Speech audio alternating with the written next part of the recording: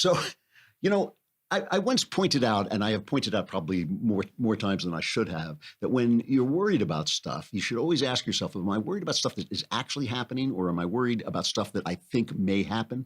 The stuff that's out there in the future.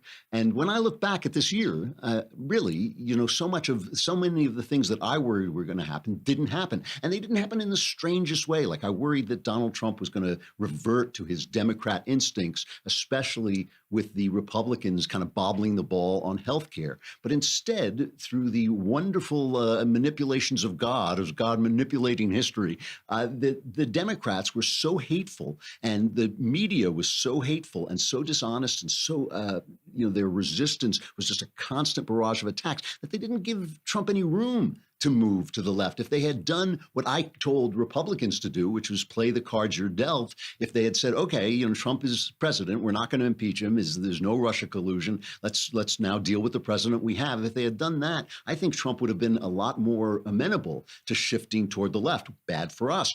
But through the wonderful mercy of he who runs the world, they didn't give him any room. And now we've had this fantastic year for conservatives. It's just been great. And I just want to take a quick look before we start talking about Christmas, because it really is Christmas, at some of the fun that was to be had yesterday as they celebrated this tremendous tax bill, which I really do think is going to do everything that the Republicans say. One of the congressmen, the Democrat congressman, was complaining that they said it would do everything but help the Cleveland Browns win the Super Bowl. It would not surprise me at this point if the Cleveland Browns won the Super Bowl. And Trump, the other thing I've been saying all year is that Trump learned stuff. He learned stuff. The Trump who was elected could not have wrangled the cats in the Congress to do what he wanted him to do. But Trump learned that it was a chaotic process, that he didn't have all the power in the world. And instead of doing what Obama did, which was go for his pen and his phone and just ignore the Congress,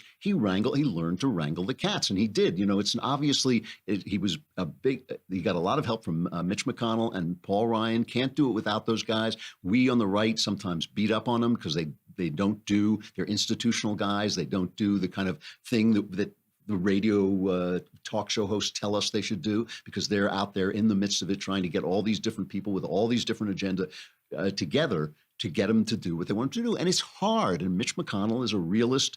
He knew that he had to do something or else he was going to lose everybody. They're telling us the polls are showing a complete disaster in the midterms.